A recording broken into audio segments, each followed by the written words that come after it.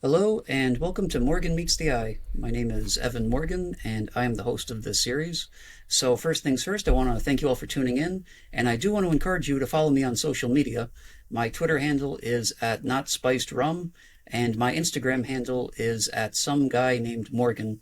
So, make sure to subscribe to my YouTube page, and certainly keep up with the show on Apple, Spotify, or upon whichever streaming platforms it is available.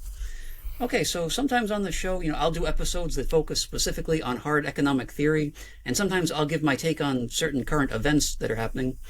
But I also occasionally like to delve into the philosophy that influences a lot of libertarian, legal, and ethical theory. So in this case, for today's episode, I wanted to discuss the enormously influential philosopher, sometimes for better or worse, Immanuel Kant, and of course, the concepts that he actually put forth. So just to give a very quick run through of some of these ideas, Kant is known for ideas such as the categorical imperative, empirical realism, and what we call Kantian ethics. Now, since entrepreneurship is my main area of focus and philosophy admittedly isn't, I have brought on a couple of my guys, Liquid Zulu and Mage, to help me out in understanding Kantian philosophy as far as what it is, why it's important, and where it goes right and wrong. So before we get into Kant, I figured I would leave the door open for my guests to introduce themselves. So I just want to say thanks for coming on, guys, and where can listeners go to find you, and what should they know about you? Yes. Hello. Oh, Yeah. They shouldn't find me. I don't actually want to have that kind of advertisement, but I'm Mage. I'm interested in philosophy. I really like Kant. I don't think Liquid Zulu does, but we'll see how it goes. Um, uh, yeah, that's about it. Well, I hope to have a productive conversation. yeah. I'm going to take the opposite stance on both of those parts there because I do want to advertise myself. I'm Liquid Zulu, and you can find me on YouTube. And also, I hate Kant. So yes, this should be an interesting discussion. Okay, nice. So I think a good starting point here would be to break down Kant's philosophy in more of a general sense. So this is to say that before we start talking about how his ideas have been applied to politics, whether correctly or incorrectly, let's break down what his philosophy really is on its own, independently of how it has influenced other people. So I've noticed that when we hear the term Kantian, it doesn't really have as clear of a meaning as the ideas associated with other figures and thinkers. So just to illustrate the point I'm getting at here, when we hear Descartesian, we get a clear idea of what that refers to. In this case, it could be some type of existentialist way of thinking or some kind of existential doubt. And as a side note, I would say Descartes' influence on Kant is pretty clear as well. So there are other more, modern terms outside of, hard philosophy that I would also say are similar examples to this, such as Orwellian. You hear Orwellian and you get an idea of what that would mean. Or the same could be said for Lynchian or Kafkaesque. But anyway, the point I'm making here is that, when we hear these terms, we can kind of recognize what that would actually refer to. But in Kant's case, and feel free to disagree with me on this, I just don't see Kantian quite as well defined as a term as the others that I just listed. But, this could be due to the fact that Kant contributed to, a really wide, variety of disciplines, whether we're talking about ethics or metaphysics or aesthetics or epistemology. I mean, you get the idea. But, I mean, I'm nowhere near as literate on this topic as you two are. But if I had to break this topic down, I would personally describe it as secular reason or morality coming from logic. But anyway, I'm probably oversimplifying this, so I'll turn it over to you guys. And so just to start out then, what is Kantian philosophy? Um, I could start off if that's fine. Yeah, I think it's probably better if you give the positive case because that way nobody can accuse me of sullying it. Okay, I do understand definitely why Kantianism wouldn't ring out immediate bell with people. Is exactly why you described it, Morgan. Because Kant is like what we would call a system builder in philosophy, and system builders are what basically entire worldview developers. There are many system builders in the history of philosophy, and Kant is just one of them. Like Aristotle, Plato, Descartes, Spinoza, etc. So Kant, when you say Kantian, it would probably matter what context you're using Kantianism in. But his most important contributions have been in metaphysics and ethics. With metaphysics with his work of Critique of Pure Reason, and in ethics he has three contributions, but I think like two major ones: Critique of Practical Reason and Groundwork for the Metaphysics of Morals. But generally, the concepts such as deontology is his introduction. To just break it down, Kant is an Enlightenment thinker who developed this understanding of in a metaphysical sense, there is what he would call a noumenal world and a phenomenal world, where he distinguishes because what he differentiates as what we perceive and what really is, things in of themselves as he describes it.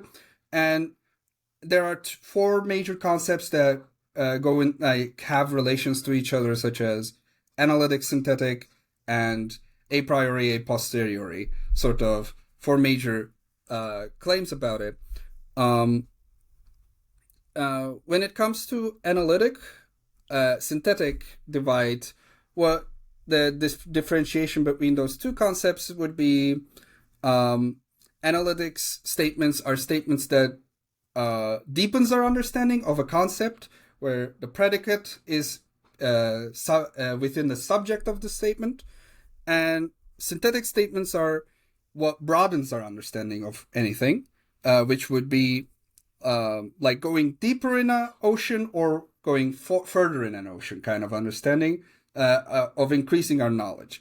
With a priori and a posteriori, it would what we would describe is whether or not we have how would we justify the statement that is given. If I say the claim that it is raining, that would be a posteriori claim, because what we would have to do is go outside and see that it is raining to justify the claim. So it would be like an empirical claim and a sense data driven claim. But if I said all bachelors are unmarried, that would not be I wouldn't have to go to every bachelor to confirm that they are in fact unmarried. So that would be the main distinction. These seem really similar, because most of the time what we would say is there are most analytic claims are a priori, while most synthetic claims are a posteriori. What is major in Kant's work is he says there's a small set of things that are synthetic a priori statements, which would be things that broadens our understanding of the world, but do not require us to go outside and test these things, examine them exactly in a scientific sense, to be able for us to understand. That's one of his major metaphysical contributions. So before we go into any type of ethical things, Kuzulu, you want to say anything about that? All of that? Yeah, sure. So I suppose I think that's a decent enough description of the metaphysics, but I kind of want to frame this as to why, this kind of sounds esoteric at the moment. Like, I want to frame it as, like, why is this so important in philosophy? Why do people care about this? So, like, basically, like, in the history of philosophy, you have, like, from, like, Greece up until the 18th century, you have, like, basically two different types of people. There were those philosophers who declared that reason could know reality, and those who declared it couldn't. Of those who declared it couldn't, there are, like, the explicit mystics, like, the Christian medievals, where it's like, reason is completely useless, it doesn't matter because God just controls everything, so you can't ever know anything about anything. So you just have to have these mystic trances, these sorts of ineffable feelings, and that's how you contact reality. This actually goes back before the Christians. And then there's the skeptics, like David Hume, who say, reason can't know reality, and there isn't some mystic means to know it. It's just, I don't know how on earth you can get to know reality.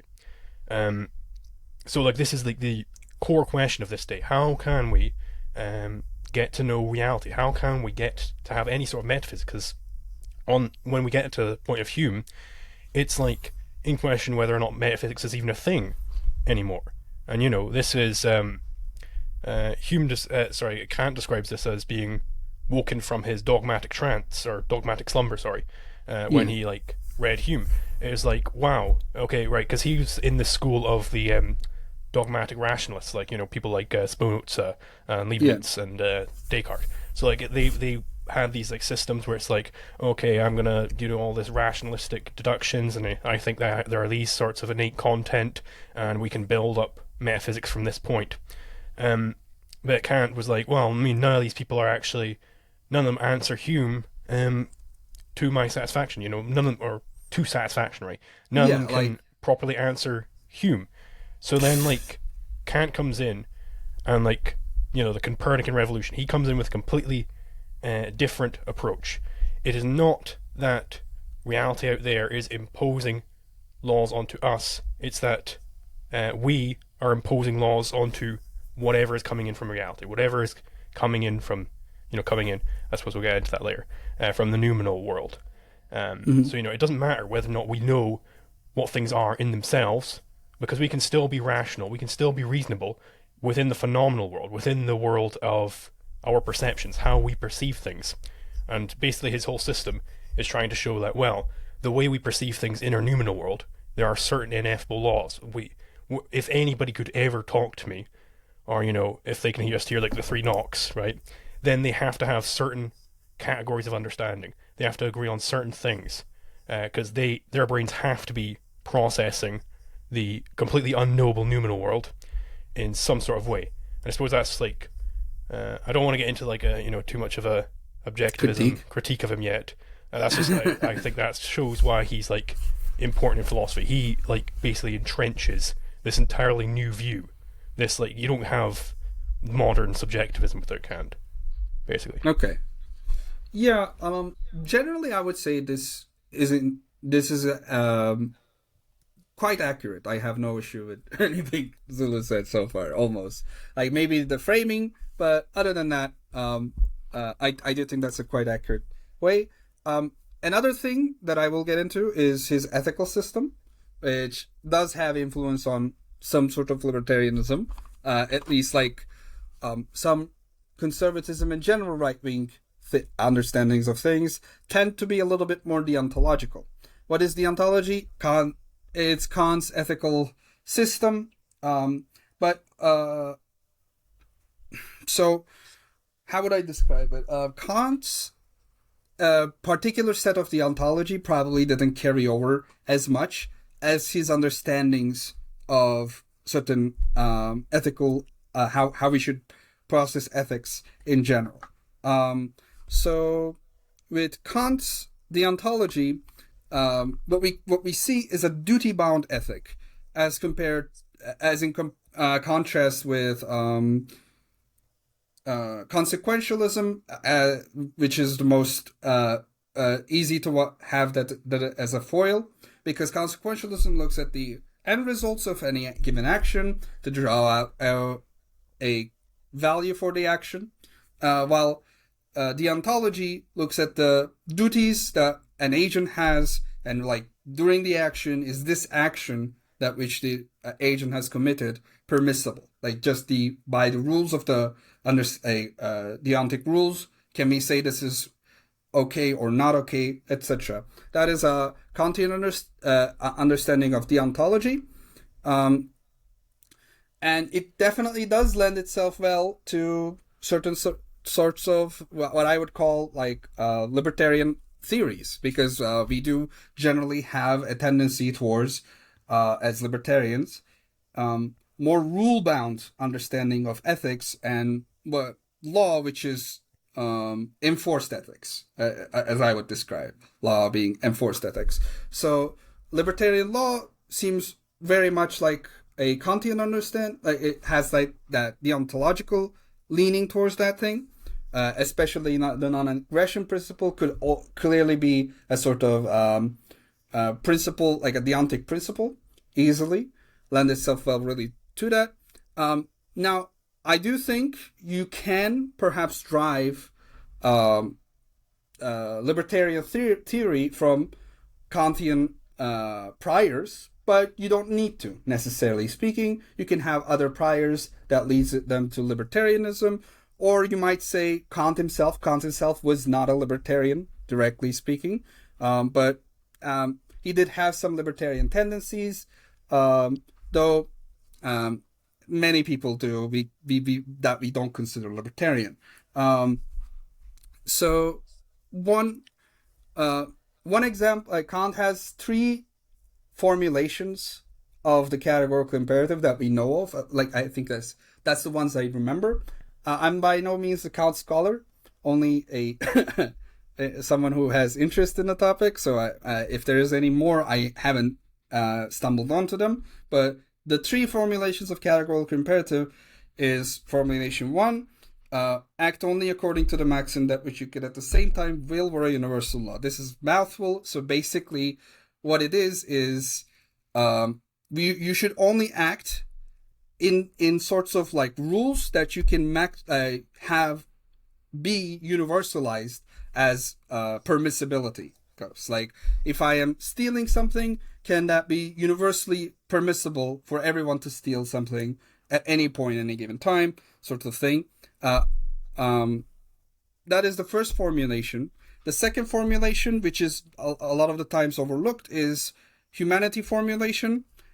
It is act as humans being ends in of themselves rather than just mere means, which is to say you can use people, right? Like other people, you can use them towards your own ends, but never only as towards your ends. You should always consider their personal ends as well. They all have ends in of themselves. Every person has a goal. They are not mere tools to you. But if you have an agreed upon goal, or instrumentally you have some agreement, they have a certain goal, and if they reach that goal, you are closer to your goal. That kind of using other people in that kind of way is fine in a Kantian understanding. And the third formulation is, which my favorite, is kingdom of ends formulation, which is similar to second. It's basically treating everyone as their kingdoms of themselves, like as ends in of themselves, causing like a kingdom of ends, which I personally believe is like a Capistan. Like people are in a sort of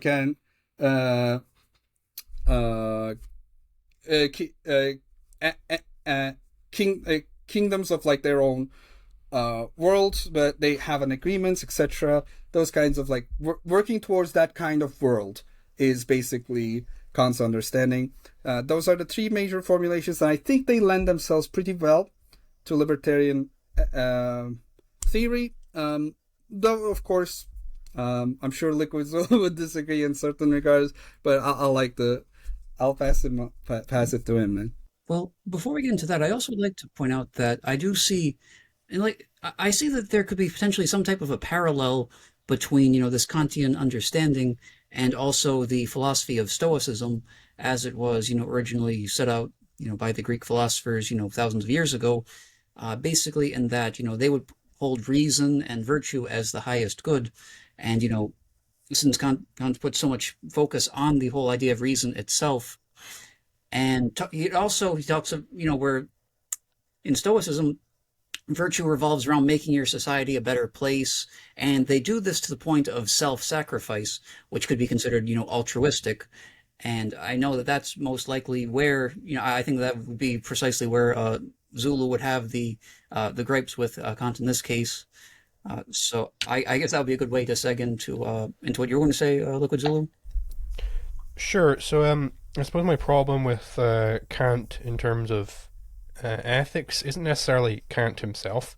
It's what he allowed to come out of his system.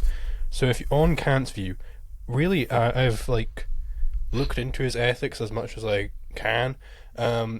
All I can really get out of him in terms of ethics is the categorical imperative. That seems to be all he's, saying insofar as ethics is concerned.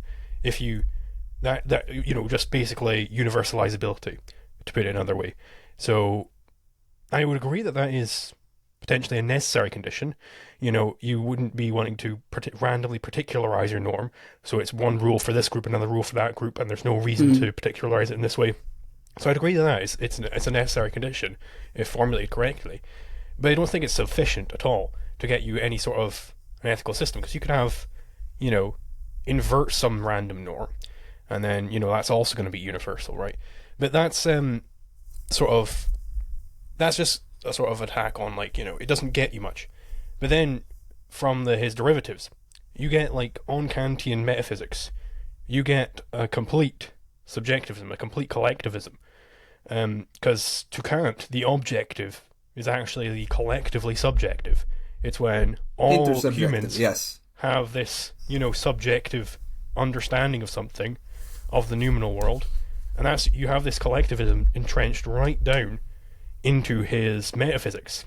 And then, you know, when Hegel comes along, he goes, well, this noumenal thing you brought in here, that's a load of nonsense, get rid of it. Let's throw that out the door, because, you know, Hegel didn't give a damn about trying to save God or anything like that, which is what Kant wanted to do. That's why he brought in the noumenal world.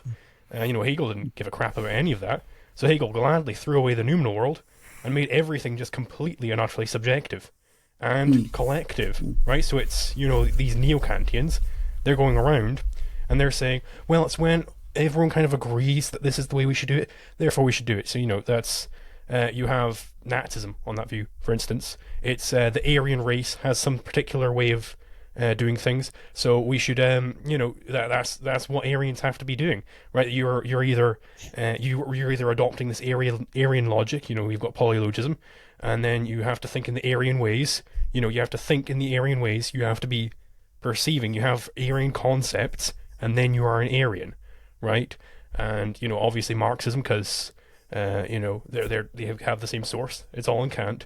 All of the worst philosophies. Pick some dictator of the 20th century, and you can derive their views. If you read them, you know, read their books, they'll say, yeah, no, we're getting it from, like, Hegel, we're getting it from Kant, we're getting it from Heraclitus, we're getting it from these people, right? You can read their books and they'll tell you exactly where they're getting it from. So, you know, maybe given all Kant did you on ethics, if you just look at Kant's ethics and you say categorical imperative, universalization, great. Yeah, you could definitely say that is compatible with libertarianism. It's also compatible with all kinds of evil philosophies, and it's, I would say, more consistently compatible with those evil ones, because he has a deep metaphysical collectivism, which is kind of just completely antithetical to libertarianism, which has methodological individualism. Right. So, yes, I know that both Marx and Mises, you know, despite being such different people, both counted, you know, Kant as an influence in this case. And, you know, speaking of Marx, I know another example is that Marx was also influenced by Aristotle, for example. He took some of his philosophy and, you know, used that to come up with his idea of, you know, all exchanges having to be between two items of equal value, which, you know, Bombeverk obviously came along and, you know, debunked that. But basically, I just find it interesting that, you know, I'm not saying that Aristotle is inherently a Marxist philosopher or anything like that, but it's that, you know, somebody can see a certain philosopher such as this, and they can take that and run with it in a certain way. Now, and like you were saying earlier, I mean, this isn't Kant's fault, you know, specifically. It's more along the lines of the people who tend to follow him or how they perceive his ideas. So I'm curious what you would think, you know, the responsibility would be for Kant in this case. Do you think that he himself made some type of an error in formulating his philosophical system itself? Yes, I think Kant is to blame here. And the reason for this is, like, he sets out on his philosophical journey. Like, he wasn't just, like, going, like, oh, well, I get this Hume guy, he's got some great arguments, I guess I'm going to be a Humean now. No, he had a goal in mind, right? He had big plans for his noumenal world, as Peikoff puts it. Like, because these rationalists at the time, you know, we might think of, like, in the modern times, you know, like a rationalist might be some, like, Reddit neckbeard type, you know, atheist, but they were all Christians at this time, right? This was still in the 18th century, right? So all of these rationalists, they were going through, like, not at all related to rationalism. Yeah, go on, sorry. They were like these rationalists at the time, the dogmatic rationalists, you can call them. You know, they were all going through great lengths to try and keep God in the system, right? Because these skeptics kept coming in, and these, like, you know, Enlightenment philosophers kept coming in and ramming God up the arse. And they were like, well, I don't like this. So they kept constructing ever more elaborate systems of thought to try and keep God in the picture somehow, some way. Descartes had crazy, like, it's clear and distinct to me that God must exist. He had crap like that. And then these the later Cartesians just throw the God out. So all these philosophers, they spend a great deal of time just trying to construct these horrible systems of thought, and then they just make some horrific leap, some arbitrary leap, to try and keep God in the picture, and then the derivatives will just throw out that arbitrary leap, and they're left with the horrible husk of a philosophy. So this happened with Descartes, it happened with, I'm sure it happened with Spinoza and Leibniz, though I'm not actually too familiar with their philosophies. And I know it happened with Kant. So Kant, the way he tried to keep God in the picture was basically, right, okay, let's go back to the basics. Where does all this God metaphysics, where does the Christian metaphysics derive from? It derives from this Plato fella. Well, I'm going to modernize his world of forms into the noumenal and phenomenal world. So there's a completely ineffable, untouchable, noumenal world. You could never have contact with it. So it's completely outside the realm of reason. Reason only applies to the phenomenal world, right? You can only have faith about what is in the noumenal world. This is how he saved faith. And there's a quote from him here. Let's see. Yes, I have therefore found it necessary to deny knowledge in order to make room for faith. He said this in his Critique of Pure Reason, and also in the Prolegomena, because that's just a shorter version of that. But like, this was his view from the start. He wanted to have some way to keep faith in. So, it would be if somebody came to him and said, well, these arguments for God, they're completely irrational, they make no sense. He'd be like, well, whoa, that only applies to the phenomenal world though, bro. So in the noumenal world, who knows what goes on? And this, then Hegel comes along, says, well, this noumenal world doesn't make any sense, right? We don't have to have this in our system. So he threw it out, and then just we are left with just total and complete subjectivism, right? And that's just the death of philosophy at this point. And I have some more stuff to say, but I suppose I'll leave Mesh to respond. The way I see it is I would definitely not blame Kant for any for further development that people perverting his mind ideas to achieve at, due to the fact that none of them are consistent with his beliefs, or at least like the whole of his things. Of course, people can pick in parts what they believe about certain things, but you could do it. You could do that with any part of philosophy. You wouldn't say Hitler is evil because he thought vegetarian, like he was a vegetarian. You would say he's evil for other reasons. But in the same vein, I don't think Kantianism does lend itself. I do think if we only had Kant be about universalization principle, I could see maybe, but even that I'm not so sure applies, because he does have more content. He does actually believe more than that, and he does actually talk about more than that in Groundwork and Metaphysics of Morals. Not Groundwork; they are two different books. It's confusing, so people generally tends to say Groundwork word and Metaphysics of Morals. Sorry, that was a small tangent, but I don't see, especially ethically, the continuation. I understand the argument for metaphysically coming to that conclusion, but you could come to those kinds of conclusion with plenty of different metaphysical assumptions, plenty of different understandings, and it's so clear that parts of these philosophies are clearly cut off from their source. Like, they're not really continuing the tradition, they're not continuing the understanding, clearly differentiating themselves in many ways.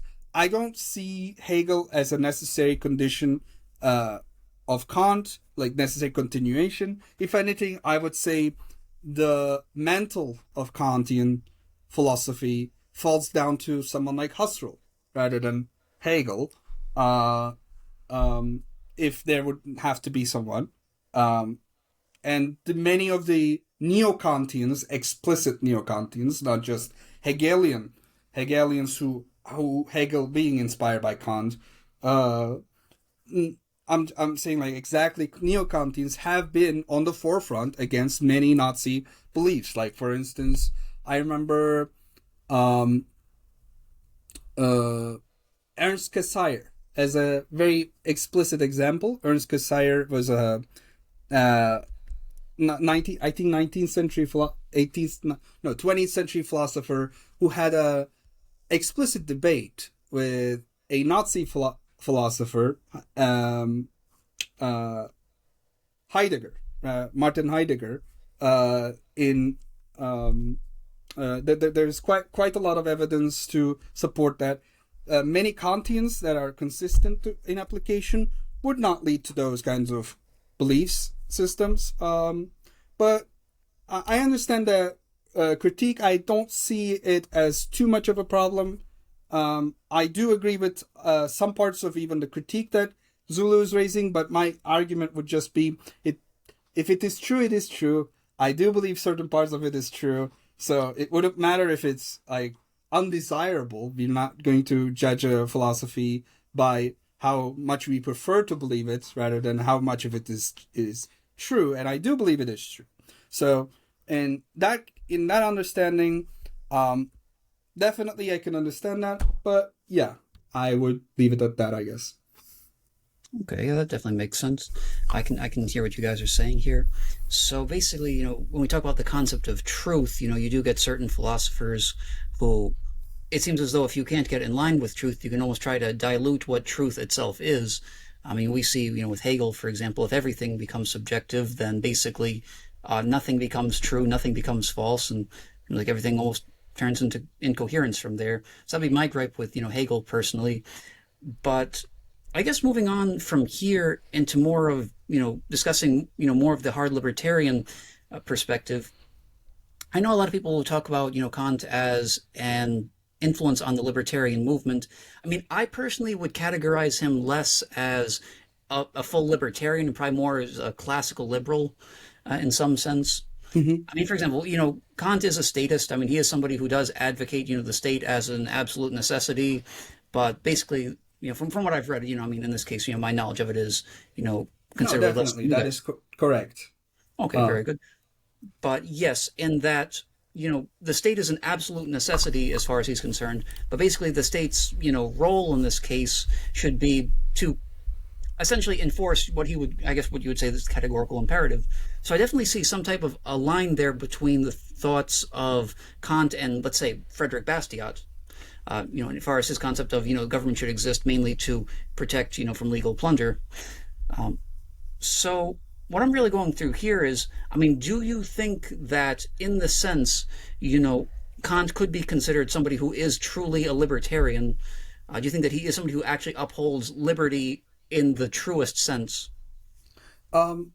If I were to say, I don't think Kant himself believed exactly in libertarianism, but I'll give you an example of what his problem with, for instance, anarchy is, right? Like, he has an explicit quote about anarchy. He says, anarchy is law and freedom without force. Despotism is law and force without freedom. Barbarism is force without freedom and law. Republicanism is force with freedom and law. So, in his view, anarchy's problem is that it doesn't have the means to protect itself.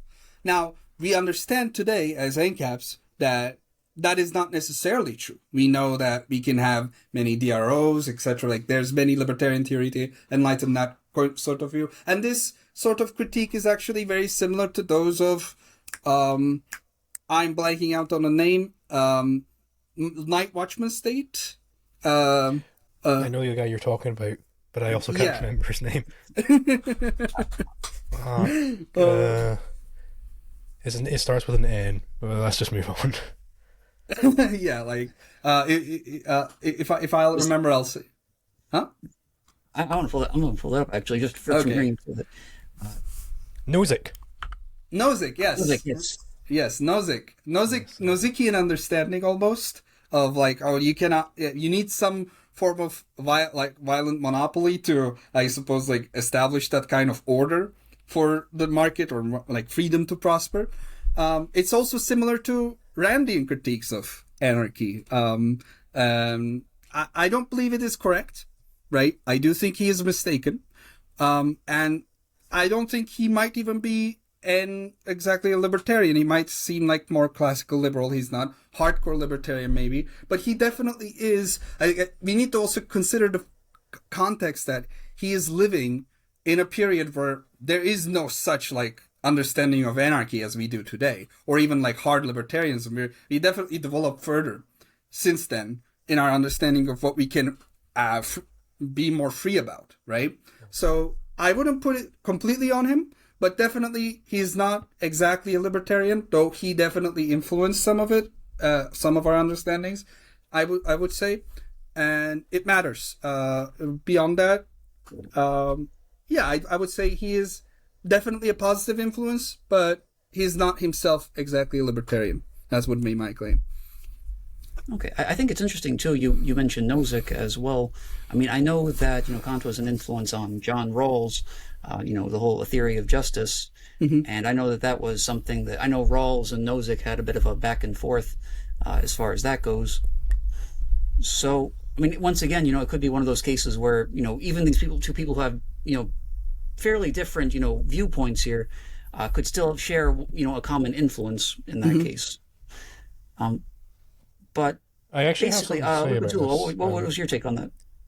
Yeah, I think the reason why we have pick a philosopher after Kant, they've been influenced by Kant, I think that's because he is so monumental in his the objectivist. As much as we like to shit on Kant, you can't deny how full and integrated his philosophy is. It's very broad, very, very broad. It's all wrong, but it's very broad, right? He's definitely approaching the same level in terms of just creativity as somebody like Aristotle or Plato, but he's sort of building. Yeah, he's I think a good way to think of him is he's sort of like the Aristotle of evasion. Aristotle was the Aristotle of thinking. He's the Aristotle of evasion. So he's very, very, very intelligent. He's very good at building up these big systems, but he put all that intelligence in towards explicating falsehoods, I would say. But because he's just so influential, everybody after him is talking about a priori, a posteriori. They're all adopting his terminology. They're all doing this. They have to, sort of, because he had the Copernican revolution. Everybody after Kant has to answer Kant, right? Right. Yes. So, also continuing with this vein of speaking, about libertarianism, I can definitely see the connection between, figures such as Mises. I would say that, the concept of praxeology, I mean, even if we disagree with, some of Kant's beliefs here, we can at least see that, praxeology, could have evolved from certain Kantian ideas, such as, freedom being required, for morality to work, each individual, having his own freedom and things like that, being able to make his own decisions. And we can also see it as well, I would say, in Hoppe as well. I mean, I would say that, there's certain beliefs in argumentation ethics, going down the whole route of, you saying you ought not argue, for example, is obviously a performative contradiction because, obviously you have to argue in order to say that you should not argue. So basically, in regards to, figures such as Hoppe and Mises who exist within the Austrian school, I mean, how would you describe, Kant's influence specifically over Austrian economics? Do you think that, despite the flaws that you might see in Kant's ideas, do you think that it's at least necessary for the influence it's had over these Austrian thinkers who might potentially not have come to these same conclusions without, Kant's ideas, regardless of how accurate Kant's ideas themselves actually were? I would say, insofar as there is any influence Kant has had over these Austrians, it's been a poor influence. It's degraded their thought. So, for instance, you said about freedom, which I took to mean free will or whatever. You have to have that for praxeology, right? You have to have choice for praxeology. And I completely agree with that. But on Kant's view, do you have free will? Certainly not in the It's not one of his categories. Freedom isn't one of his categories. You automatically integrate this knowledge in some certain way. It's automatically done by your brain. No, I would definitely he might have free will in the noumenal world, right? No. In the noumenal world, that's particularly expresses he particularly expresses the claim. He formulated this quote: "Odd implies can." and he definitely claims to have oughts. So there needs to be cans. He claims cans, all like, sorts of stuff. I mean, you might disagree with the conclusion, like I said, but it's clear what he believes is not what you're saying he believes. Whoa. At the very like, least, I'm not saying he believes in determinism, right? I'm not saying that.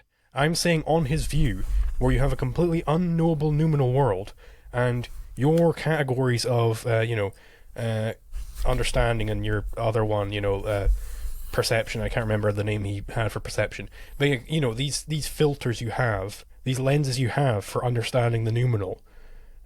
You can't control these lenses. You can't control their operation, or else you have or else on that view, it would be I might come to the conclusion that contradictions are true. Kant might come to a different conclusion, and we could never agree on anything. Right? He thinks these things are they have an innate form without an innate content. Right? But if you can't choose the form of these things, where is the free will for Kant? Is that in the noumenal world, it's so simple. Or in the phenomenal world? It's so simple. You wouldn't say just because you have certain innate you don't pick the reality you exist in. That's basically what you're saying. But that doesn't in any way, shape, or form negate the possibility for free will. Like we basically. But where is the free will? Well, you could have. I would ask, where's the free will in a difference in any form of philosophical understanding? Like you would have, if you don't. Basically, what we would say is, for the phenomenal world, what is the truth maker? Probably would be something like what you can't will away. So the existence of the we don't pick the world that we exist. We don't pick if there's a shoe, there's a rock in our shoe. This is CSP, I think, Parse's takeaway from Kant. He's like an American pragmatist, whatever. Generally, I cannot will the rock in my shoe away. I cannot remove the rock in my shoe, but merely willing it away. But there's still clearly a will for me to there's still a capacity for me to have a free will to think about the existence which I do that I'm part of, right? I'm inside of a particular phenomena. I'm experiencing things. The prior to the existence, prior to the experience, you do have certain wills, certain understandings, certain it's an a priori condition also of free will is also an a priori condition in that sense. So in that understanding, I don't think it's in any way controversial in separating noumena, phenomena, whatever, to have a free will, because in any understanding of philosophy, unless you're some very esoteric thinker, you're going to have a unchanging part of reality in your worldview, right? And that does not negate free will. If you do believe that, do explain to me how you would arrive at free will. But yeah. So on Kant's view, right, you're trying to get to necessity, right? You're trying to get to what is necessarily the case, because and Hume has been attacking this thing where you can't get to necessity. So that's Kant's entire philosophical project here. But if he isn't driving free will, if free will is not one of his categories and it isn't derived from one or multiple of his categories, then I don't see where on earth it could be on his view. I can tell you what I sort of elucidate what I mean by that. So on the objectivist view, the place where free will is, it's in the operation of your reason. So your reason, you could either relax your reason, you can drift and you can just have sense data flowing over you without integrating it at all, or you can actively disintegrate that sense data, you can actively make false conclusions upon sense data. You can put them in the wrong places within your mind and stuff like that. Or you can think, so you can actively integrate the sense data. That's where your free will lies on the objectivist view. On the Kantian view, I can't see where it lies. I can see so maybe it's in the noumenal world. So how long has it been since we started the Kant fund? This has to be a new record. I can't believe it's not butter. Well, if it is within the noumenal world that you have free will, then it's completely unknowable and ineffable. And then it couldn't be that praxeologic understanding of free will is influencing Kant, because on Kant's view, then it would be completely unknowable that you have free will or not. You know? Mm-hmm. Okay, I understand. So because it's necessary for you to exist in the reality that you exist, you think it's like you don't have a way to disassociate. I get it. I don't see it as correct then. What you're describing as objectivist understanding, I don't think that is correct. I don't think you can even pick which parts of reality you perceive or which parts of it that you like process. I think processing is almost like an unconscious part, but you do decide. Like I would say, free will is just as like a sense data necessary precondition. It would be like it would be an a priori onto itself. It would be a processing mechanism onto itself, the free will. But it wouldn't be the processing mechanism that you have control over. It's just like a part of your processing mechanism that has something like that, like a free will to decide where certain things lie in. That's the way I would describe it. But did Kant not have like a very specific, like he had like 14 categories or whatever? Like, I don't remember free will being like me. I'm wrong. I don't remember. Maybe you might be right. I don't actually remember. You might be right. If it is the case, if I'm mistaken, then I can't remember. I'm sorry, but generally speaking, the way I see it, the way I would. Oh, fuck off! These are so lazy, dude. This line of discussion does call to mind a certain quote by Philip K. Dick, where he would say that, reality is that which, when you stop believing in it, doesn't go away. Yeah. And, right. So, I mean, to be fair, I look at that idea and I start thinking, what exactly, from there a philosopher could look deeper and say, what is thinking then? Does thinking, thinking itself, and, we can essentially start questioning existence. We can go down that kind of Descartesian rabbit hole of, I think, therefore I am. But then again, we'd probably be here all day if we started doing that. On Descartes' view, you can't even get, I think, therefore I am. You can't even get the cogito in his view. I don't think that is true. I don't think that is true. Because you can't have, because how do you prove it? Because you need to have the law of non-contradiction, right? Okay. Which on Descartes' view, you have to doubt the law of non-contradiction, so it's got to go. All right, well... Which, by the way, Kant did a lot better job at, Well, he did a better job than might talk Descartes. about this...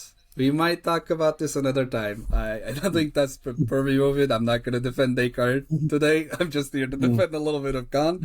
But going back to the libertarian, especially the Austrian understanding, I do think it has influence. I don't think it's, again, I wouldn't, just as I wouldn't lay blame on Kant's feet for his, people who get inspired by him, I wouldn't also put credit on his feet for people who do come to conclusions by his understanding, though I do think it probably did, especially with Hoppe, if not with Mises. Definitely I do think with Hoppe, it did have a serious influence to create certain understandings. I do think it's really useful in an Austrian economic understanding to have that sort of synthetic a priori that I described previously, like stuff that you don't need to justify, like stuff that you don't need to examine to know that are justified, right? Like an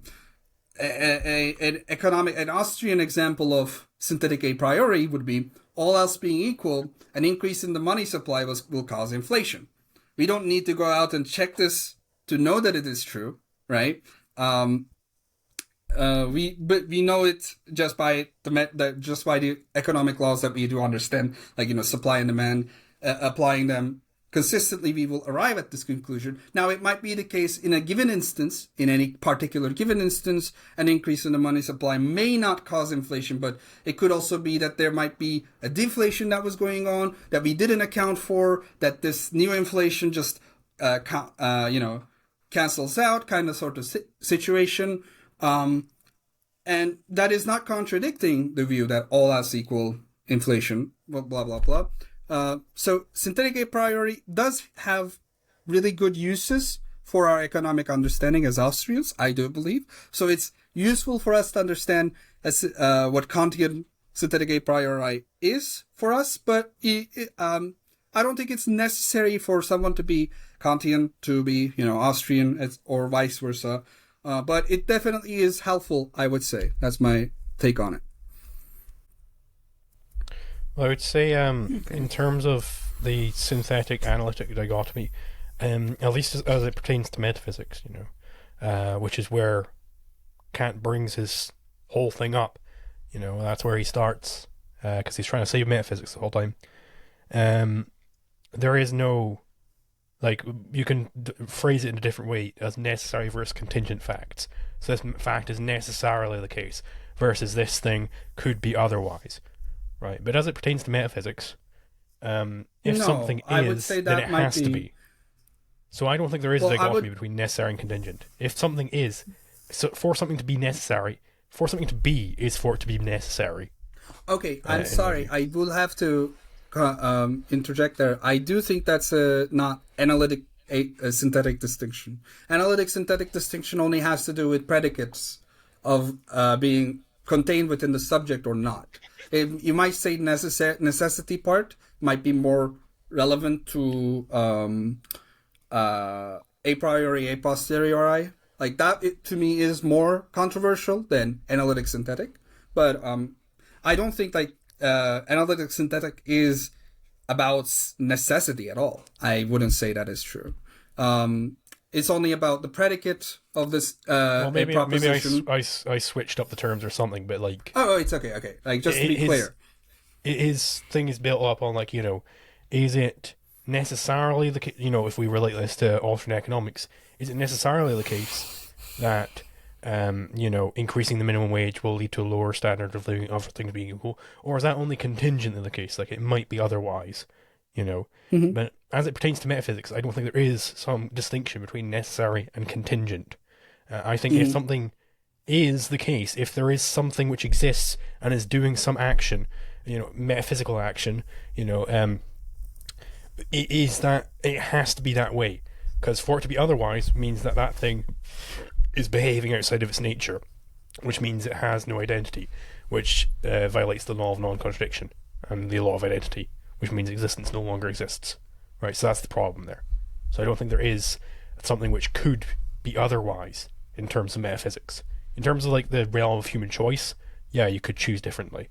But as it pertains to metaphysics, nah, everything that is has to be. This is I suppose more going into modal understandings, but possible worlds kind of understandings. So I suppose that's the rejection, that there are no other possible worlds. Only, metaphysically speaking, there's only one possible world. Okay, I don't know if I would agree. I don't think I would, but it's fine, right? Generally, it's not really hill I would die on. It's not a topic I'm super well versed in to argue, but generally speaking, it's still, I would say, useful in an understanding of at least when we're arguing with something let's say, even a Chicagoist, but more so with Keynesians, we need to look at, is this panning out in reality? Oh, we need to look at science. We need to gather data to collect data and, hold for variables to know if this is the case or not. No, we do know certain things are the case or not, regardless of what the data may say. It's only that data might elucidate us external factors that we may not ever be able to account for, because the world is a complex place, right? Mm-hmm. So that's the way I would at least indulge people to, push people to look into synthetic a prioris towards, at the very least, for an Austrian understanding. I think the proper error, and I'll let Evan speak after this, because he's dying to speak. I think the proper error that they are making there when they're let's go out and test all the triangles to see if the Pythagorean theorem holds. They are treating conceptual knowledge as if it were perceptual, right? But these are two different levels of knowledge. If you have some percept, if you want to go out and see whether or not your cow's drinking right now. That's clearly not conceptual. But if you want to know whether cows have, black spots on them, let's just assume all cows are those spotty ones, then that exists on the conceptual level. So these are two different types of investigation, right? So that's the problem of these like brute empiricists, I suppose you could call them, where just everything has to be on perception. Yeah, okay, that's a interesting way of categorizing. It just seems to me like you're switching terminology, which if you want to do, I guess you can, but it's definitely not there that. is okay. Well, it just seems to me that it's just like a switch of terminology because you don't like Kant or whatever. But I'm not gonna get too He's a right derail Kant, on that topic. So- These Kant puns are so lazy. Get new material. God damn it. Oh, that one was a little bit different. Do something with Emmanuel for a change. I'm a man as well.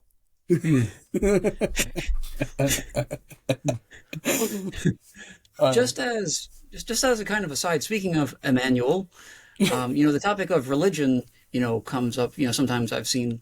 So we talk about, Kant as basically more of a secular figure in the fact that he's creating a type of reason that can operate, completely independently of religion. Now, I've never really thought of Kant as, a hard atheist or anything like that, or somebody who's an anti-theist or anything like that. I think it would be more accurate to categorize him maybe perhaps as some type of agnostic, really, where basically it's just that. No, he's definitely a Christian.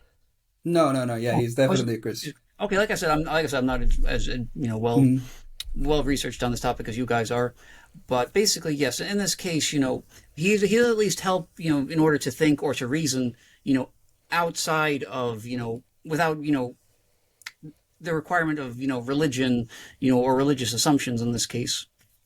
Well, I would probably in this is the most like agreement we will have at Zulu. I do think Kant is clearly a very religious thinker. But in my worldview, in my understanding, I would consider myself as a very religious thinker too, despite not believing in a particular God. Like, I just see worldviews as any type of worldview that is integrated, like a general, like complete worldviews as religions in some sense. So I would consider myself a religious thinker. And in the sense, yeah, Kant is definitely clearly a Christian thinker. He is explicitly a Christian thinker. And I don't think it can easily be separated. But he clearly does, at the very least with ethics, he creates a push for atheists in his worldview, right? Atheists and non-believers, non-Christians, a sort of moral realism, like, hey, you might be not a believer in Christianity, but here is how you would still arrive at here's a categorical imperative. It is true, right, just by the nature of rationality. So it would have like non-religious people would have that kind of push. It would be like he definitely adds to a secular understanding. Like, he definitely adds to a secular worldview. Like mine, I am not a Christian personally, but I do believe a lot of the things Kant believes. So it definitely does have that kind of secular push, but it's not. He himself, no, he's not secular in any sense. Yeah. Okay, yes, I see. Right. So it's basically, the idea itself is not inherently religious that he proposes. It's just that he himself in his own personal life could very well be. The two are not necessarily dependent on one another. It's not like thinking from a Kantian perspective requires one to essentially give up religion in this case. No. I would say it is very explicitly a religious view, but not really. I don't think like it would necessitate religion to be like, or at least like in my understanding, it would be a religion, but like religious worldview. I wouldn't pass to Zula. I don't want to hog it too much, but yeah. If we get back to it, I'll explain it more explicitly, I suppose.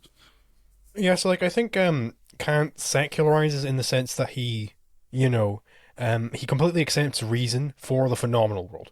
So all these rational arguments against God, they're completely valid only in the phenomenal world, only in the world as subjectively processed by individuals, right?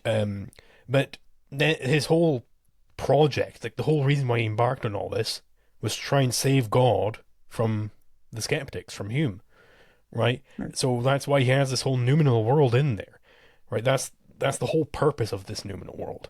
It's to have, well, who knows? Maybe God's out there in the noumenal world and we just can't perceive him because we are only in the phenomenal world.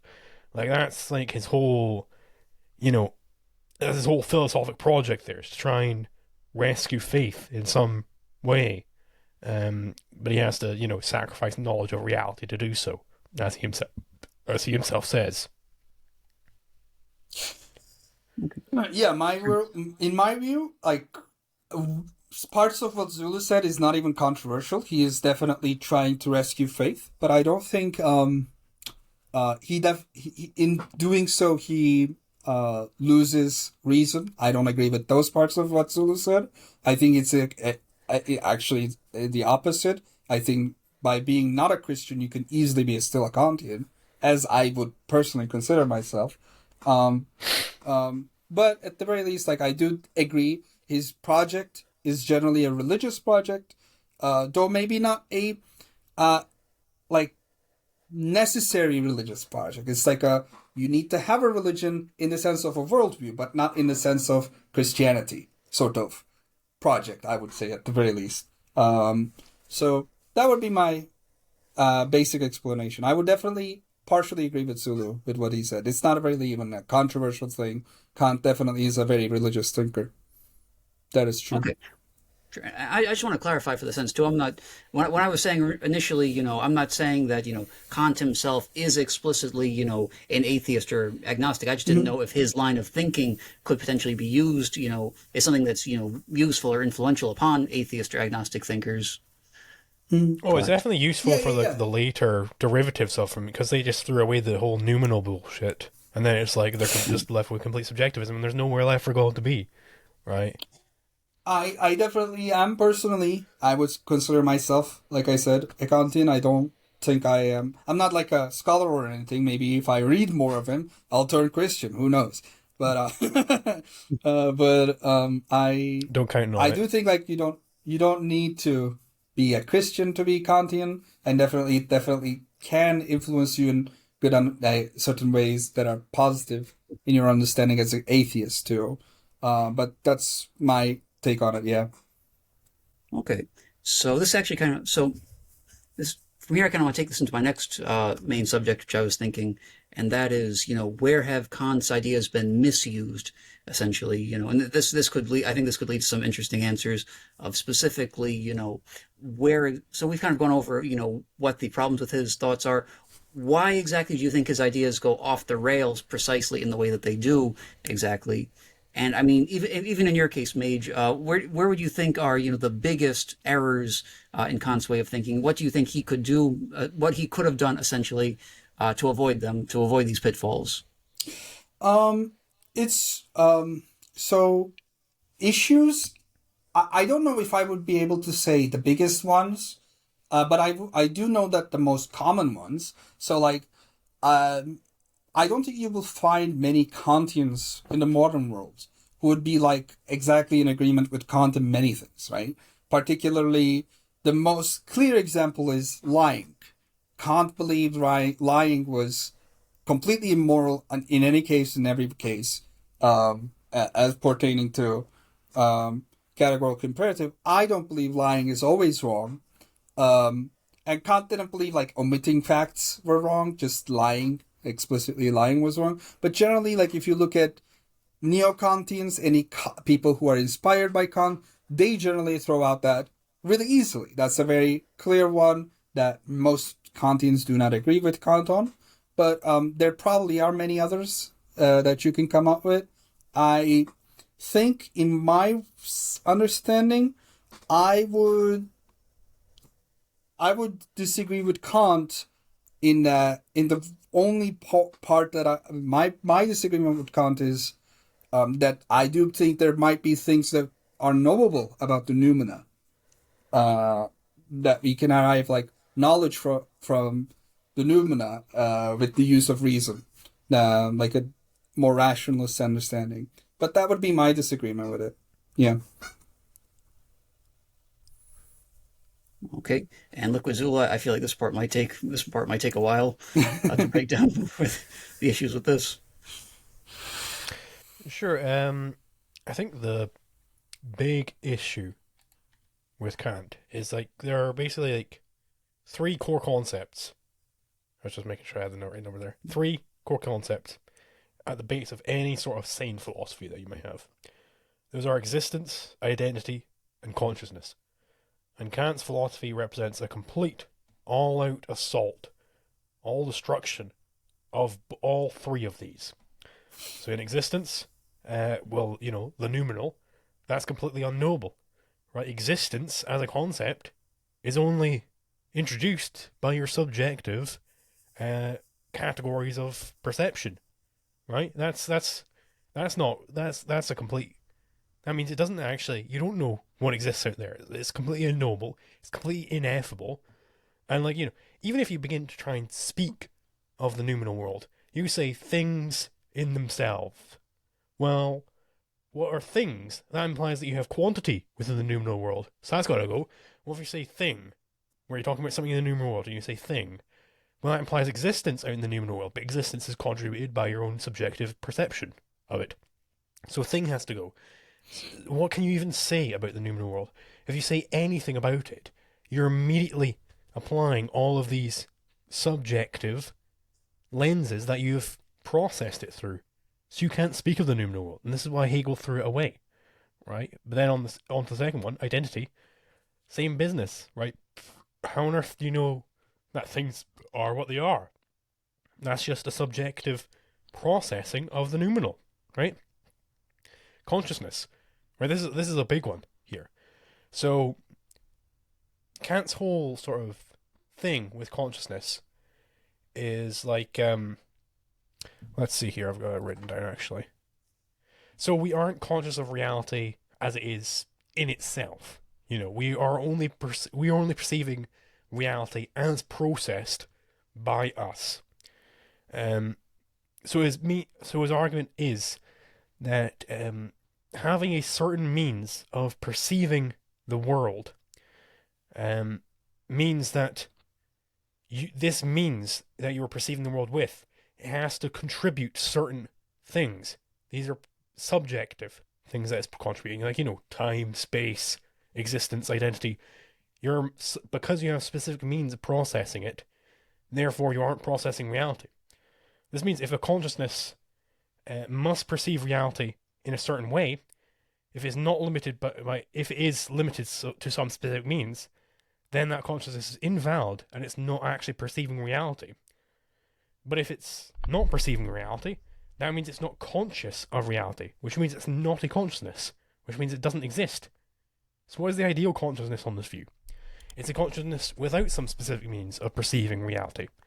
So that means a consciousness without a nature, without identity, a consciousness which doesn't exist. So the ideal consciousness to a Kantian is one which does not exist. There is no consciousness on the Kantian view. You can't perceive reality. You can only perceive distortions.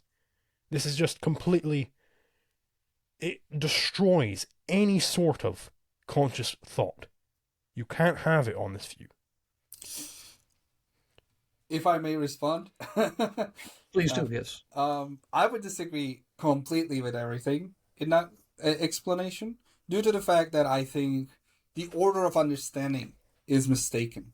Kant definitely does describe noumenal phenomenal difference, and he says like noumenal is not very knowable, but he clearly comes to the understanding of the noumenal primarily through metaphysics. So understanding of noumenal, like the existence of noumenal, is not something that he doubts. He doesn't say that is part of he says that noumenal does exist. We know noumenal, like things in of themselves, does exist. It might be like you say, quantity, sure, but things in of themselves, Ding an sich is more like the original language. It doesn't maybe have that quantitative explanation. Maybe like it's not very quantitative in that sense. But I don't know. I shouldn't be super explicit in that. But generally, the primacy would be the existence for Kant as well as any rationalist that I know of. Existence would be the primal thing, and then despite existence, like the secondary, like, so in metaphysics there are many like major questions, but the first question is what is there, right? And I think Kant does answer this question explicitly with noumenal and phenomenal, right? He does explicitly answer this question of what is there. The only problem he has with is the second question of what is it like. Now he has less knowledge on the fact of what noumenal is like, but he knows a lot about the phenomenal, but he knows that the noumenal exists because existence is like a primary understanding that we would have. Like he starts from the metaphysics, therefore it has to be. I don't think like the primacy would be the metaphysics, therefore I don't think what Zulu says follows because he's attributing Kant to have a primacy over like epistemological understanding, but I don't think that's necessarily true. That's the way I would critique it, but yes. I mean, starting from metaphysics doesn't mean that you don't have primacy existence. Like, the Christians would do this. They would start with their metaphysics, and their metaphysics was, God said, let there be X, Y, Z. Right? So they have a primacy of consciousness, a great primacy of consciousness. The divine consciousness. This is the first influential form of it. But right? So God just thinks things into you would existence. have But to... they're starting from metaphysics, right? They are doing that. But they still have primacy of consciousness. But right? but hold on.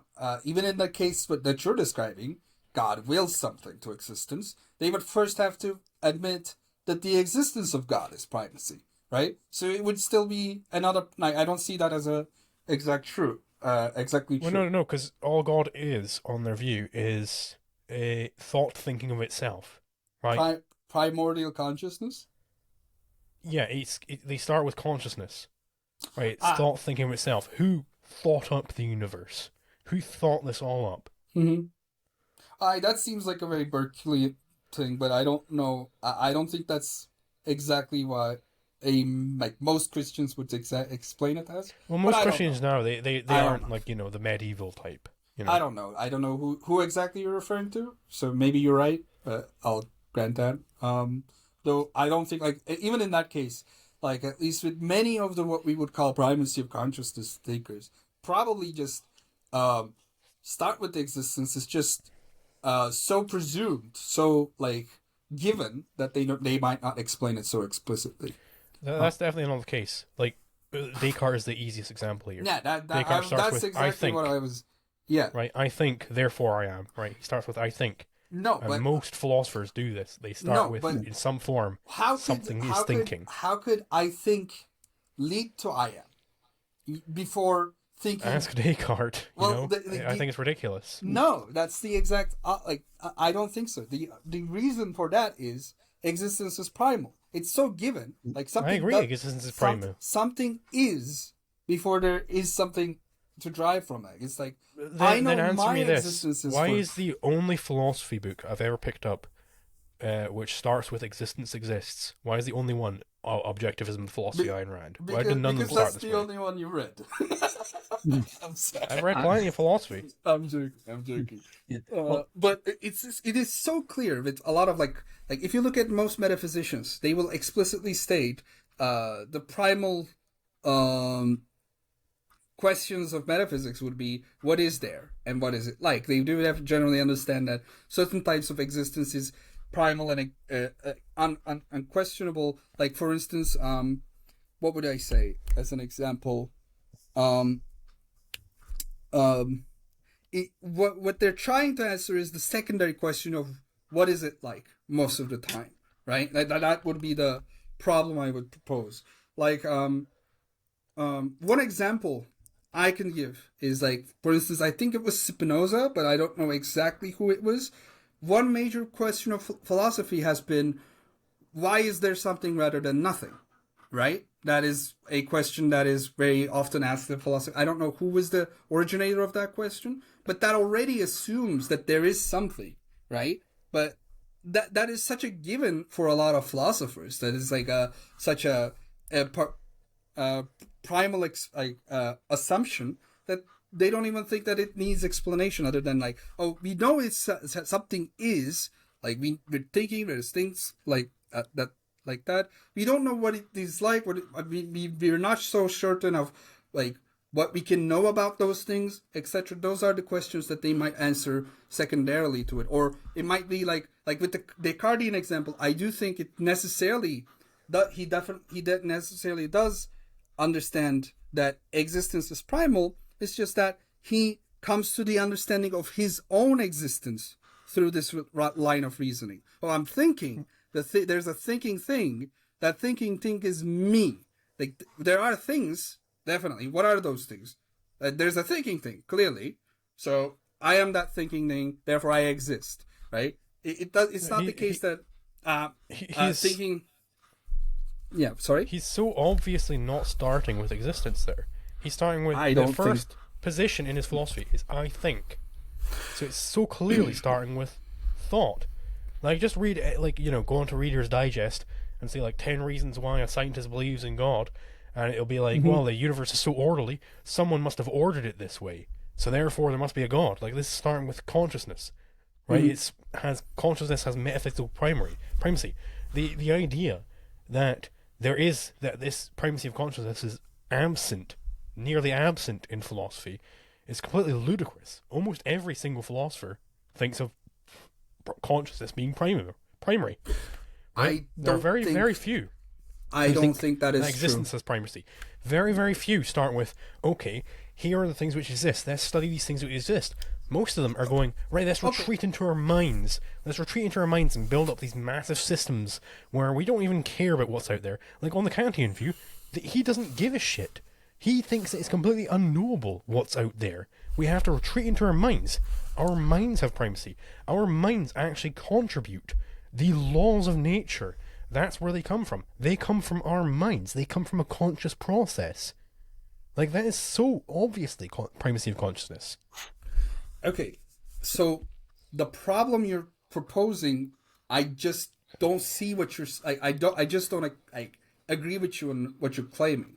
Like, it is, of course, what you're saying is seeming like it, but it's not the case, because, like, if you think most philosophers start with primacy of consciousness, why do you think metaphysics' main question is explicitly asked as what is there? Right? Many people do understand that the question of what is there is like that. Like that is a main, that's the first question metaphysicists ask, right? Because it is like everyone understands that there is something. So, but one example I will give is William F. Quine. Like, I don't like this guy at all, but he has such a simple answer to the question that I think most, unless like nihilists, besides nihilism, it is so given, it is so acceptable, so understandable. Quine answers the question of what is there as simply as everything, right? Everything's there. What is a thing? Now, that's the more important question that people may come to tackle.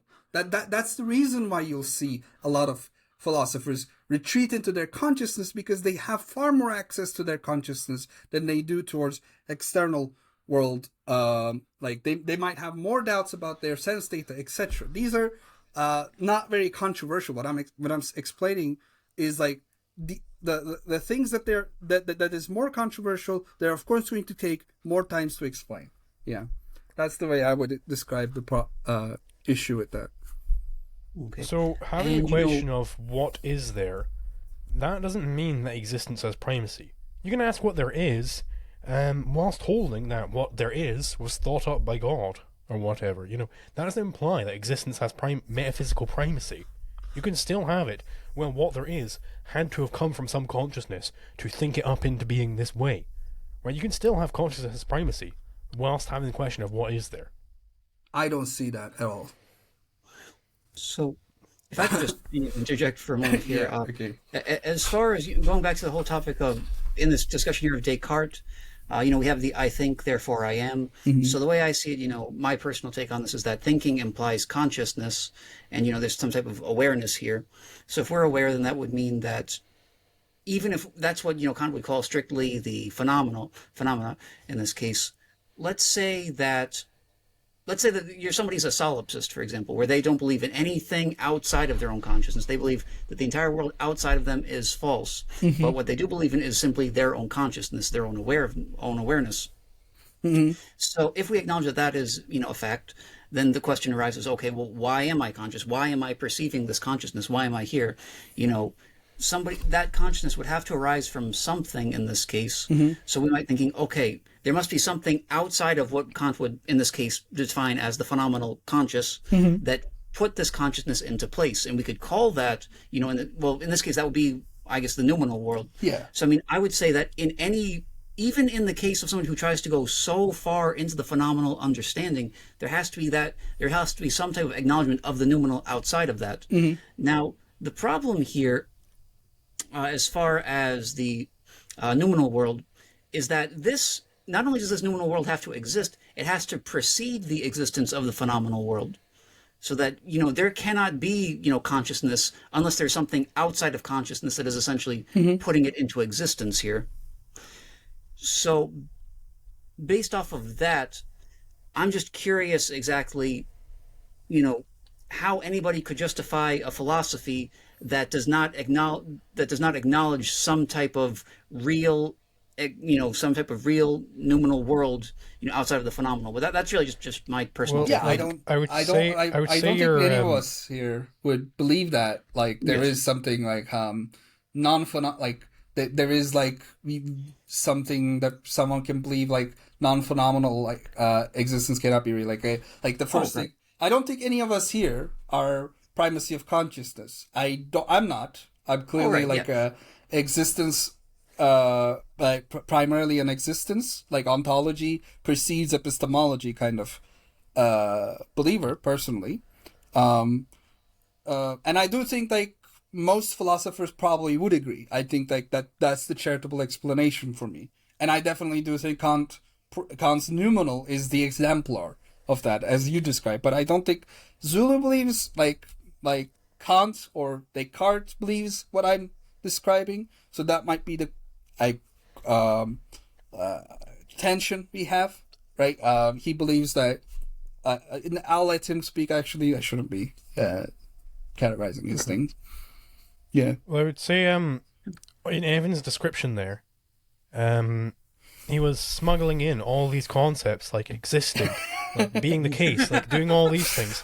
He was smuggling these through the door, but you can't speak of the noumenal world this way, because existence is only pertains to the phenomenal world. These are all concepts about reason, but reason only pertains to the phenomenal. So you can't speak of the noumenal world in this way. You can't say the noumenal world must exist, because what does existence mean? Existence only pertains to the noumenal. The phenomenal.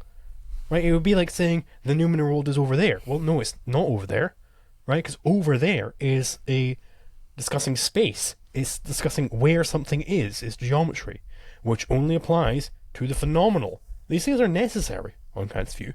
They're necessary for the phenomenal, but you can't say them about the noumenal world. This is why Hegel so easily just destroyed the noumenal and just threw it out the window. Because you can't even say that it has to be the case that the noumenal world exists. Because it doesn't make sense to say exists in the noumenal world. That doesn't make any sense. Yes, I can understand that. Yes, what I'm enjoying about this conversation is it's making me realize, and I didn't even realize it at the time, that apparently during high school I went through a bit of a Hegelian phase, which I've fortunately grown out of. But while I am loving this, this whole philosophical, discussion here, I think just moving to more of a I guess moving back to the main course at hand here, all three of us would consider ourselves anarcho-capitalists, and I would say that Kant plays an important role in anarcho-capitalist thought.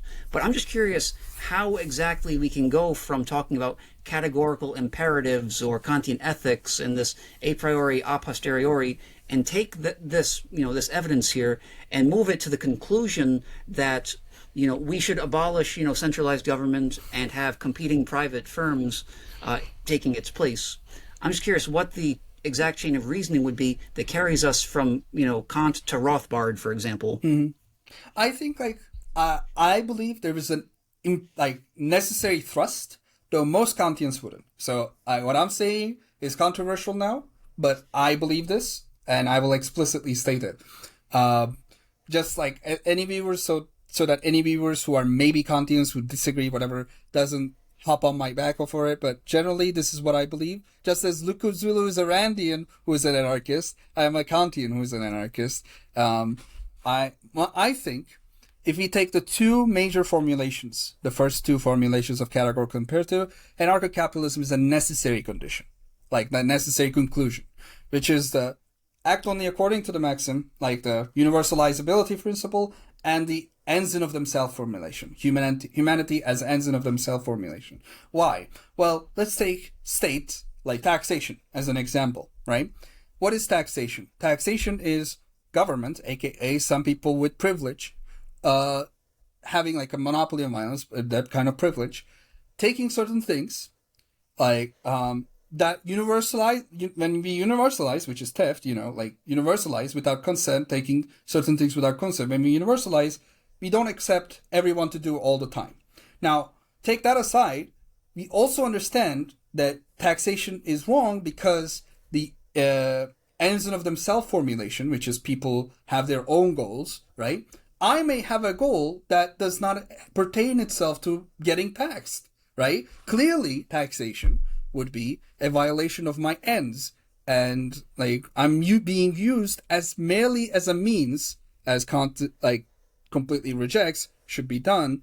I'm being used merely as a means by the state by taking my money, like a tax money, and then using that, like I'm used merely as a means that may not conform to the ends of the government, may not conform to the ends of the rest of society. I'm being used as a means only, and therefore I am being violated in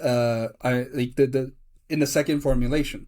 And it's clear, like with the existence of state, the state actors, etc., clearly have no relation to kingdom of ends, because I am not equal to a state agent. Clearly, state agents have privileges that I do not possess. This, to me, explains that the only, I would say, consistent application of the three formulations of categorical imperative would be a Rothbardian, Kantian, like anarcho-capitalism. But I don't think this is, like I said, this is a controversial take. This is a controversial expression of Kant's formulations. So take it with a grain of salt, but these are definitely my beliefs. These are definitely how I see there being a link. I do think there can be different types of deontological formulations too. I do believe some of them myself, I do believe some other categorical imperatives, such as Luca Zuli already knows it. I believe we ought to believe through things is a categorical imperative, as an example. Such as that, but yeah, that would be my explanation for that whole idea. Nice. I suppose my 2 cents on that would be, how do you get from Kant to Rothbard? Well, I would say you don't. Rothbard is an Aristotelian. He was in, he was in the collective with Ayn Rand for a bit. He's not a Kantian.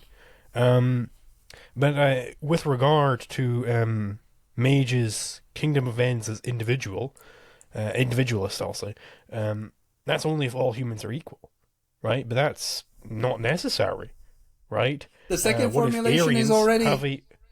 What if Aryans have a different logic to Jews, right? What if Aryans have a different processing method to Jews? That's the second... Suddenly, killing Jews is not in violation to categorical imperative because they're a different species.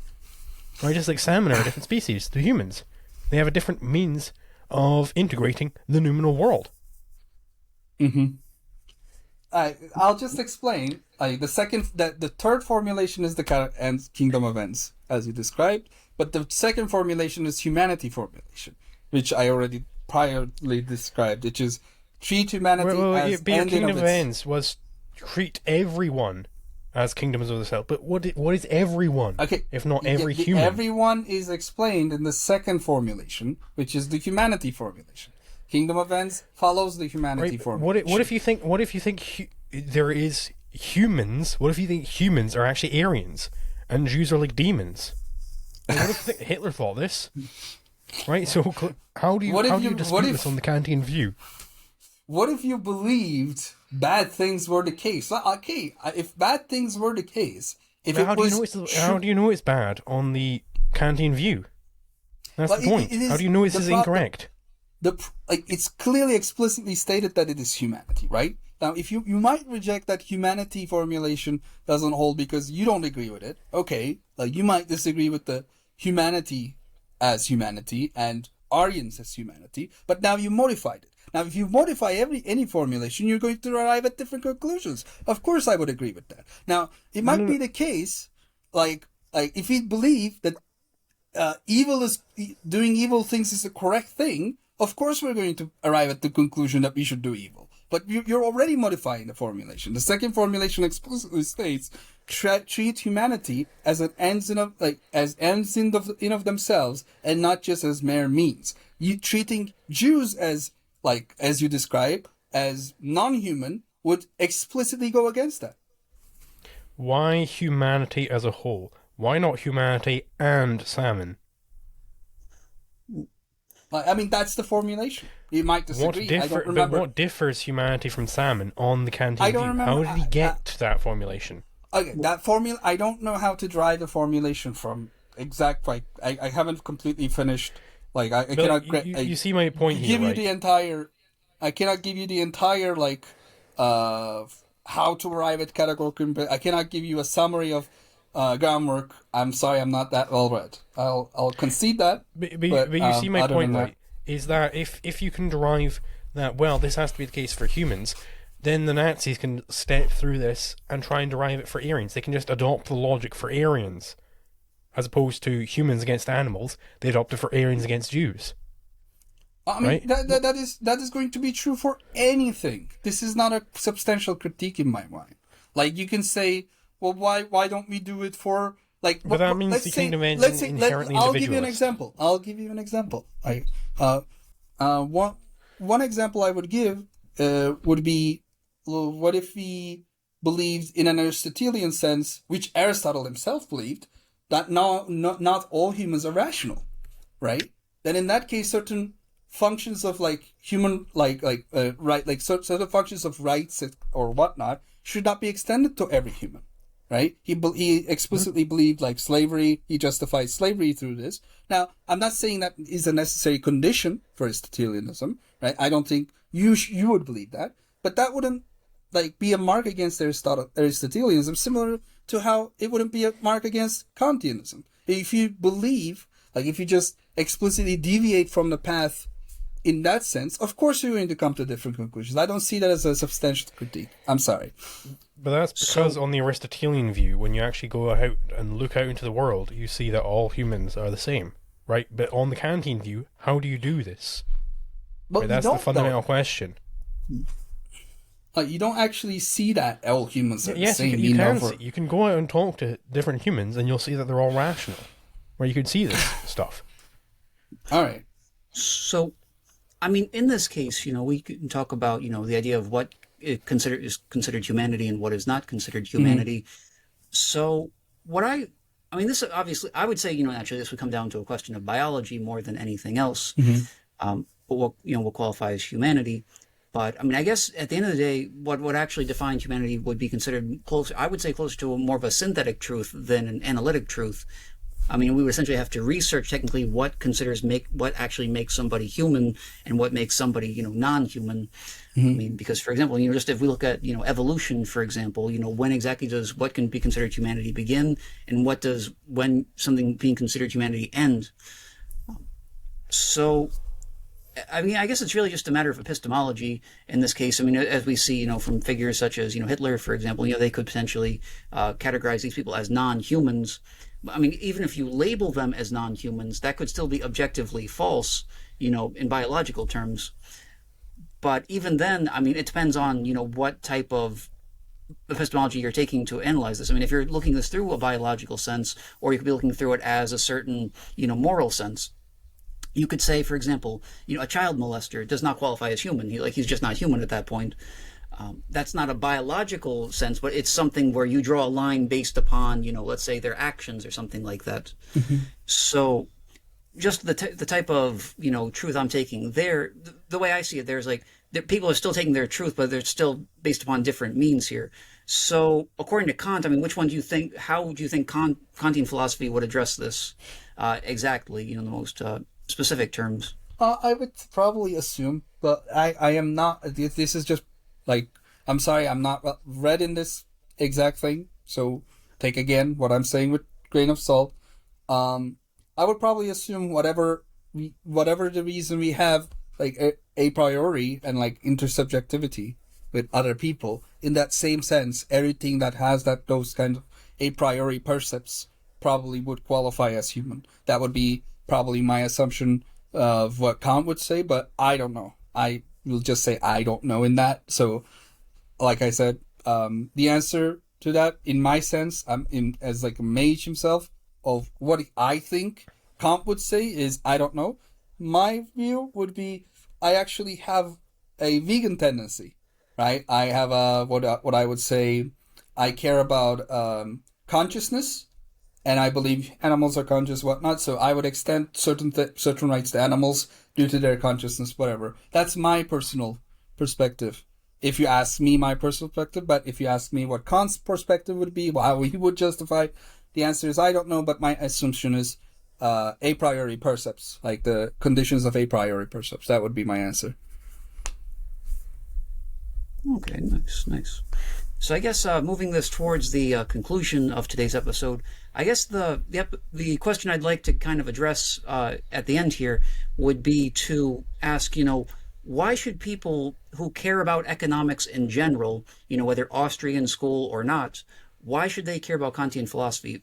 Why is it they should acknowledge it rather than simply just dismiss it or bypass it? And that's regardless of whether it's, you know, fundamentally a good philosophy or fundamentally a bad philosophy. But why should they at least acknowledge its existence?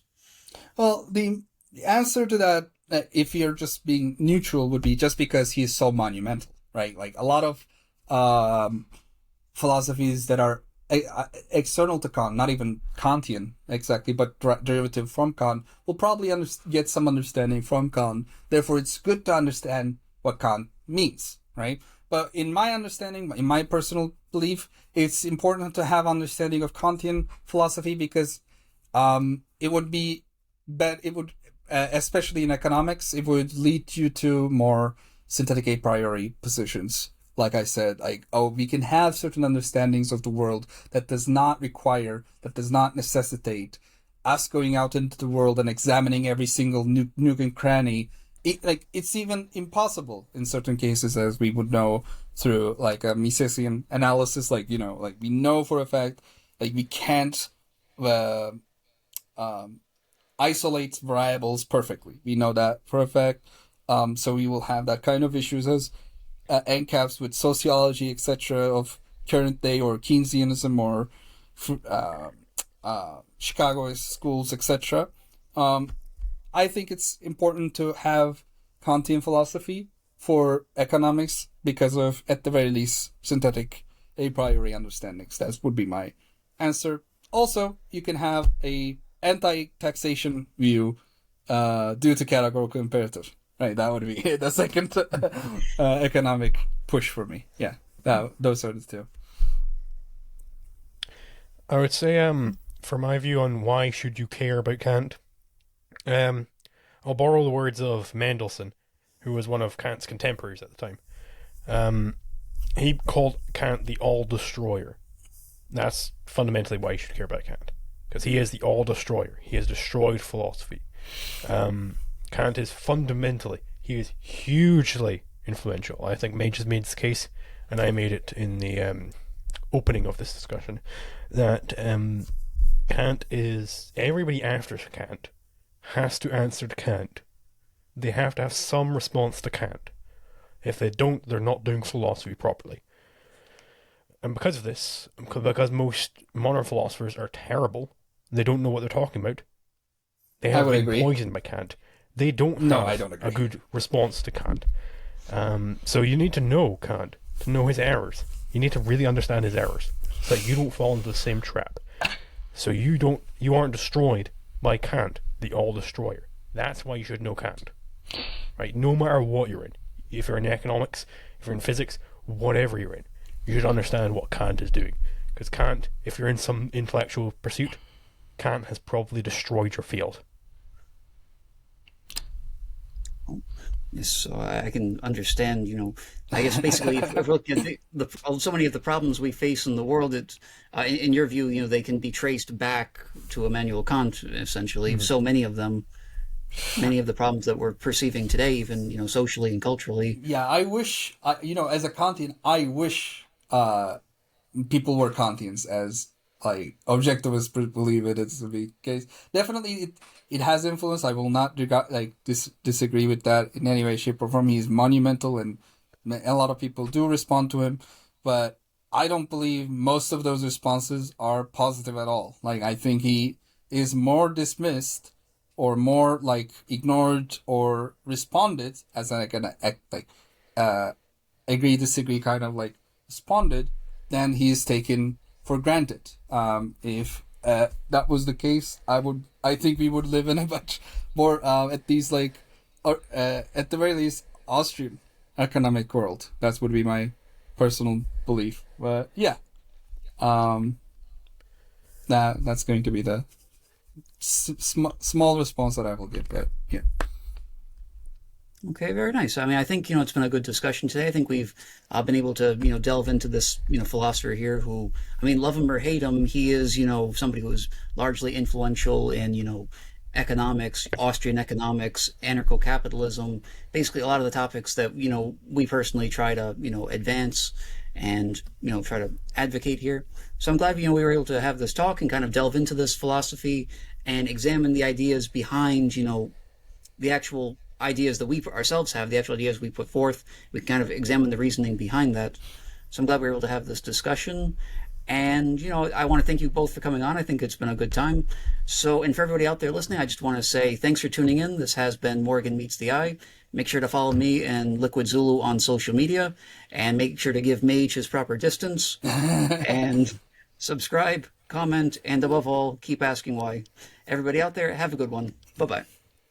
See ya. Bye.